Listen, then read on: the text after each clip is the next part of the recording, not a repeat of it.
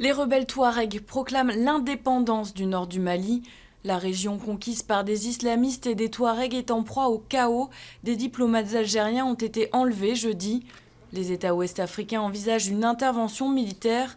Ils pourraient aussi lever l'embargo prononcé après le coup d'État de la junte le 22 mars.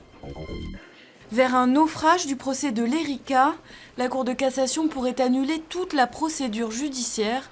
Selon l'avocat général, la justice française ne serait pas compétente. Le 12 décembre 1999, le navire battait pavillon étranger et se trouvait hors des eaux territoriales. Condamné en appel à 375 000 € d'amende, Total s'était pourvu en cassation.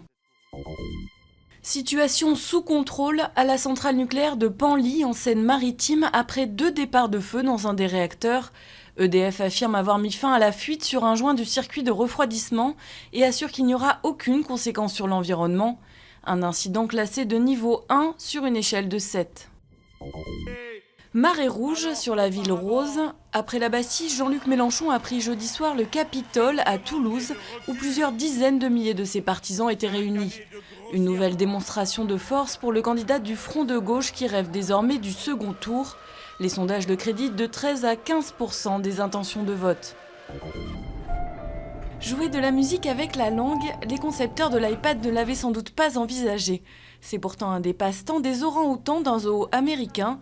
Sujets au coup de blues, les primates trompent l'ennui en dessinant ou regardant des vidéos et pourraient même bientôt communiquer via webcam avec leurs congénères de l'étranger.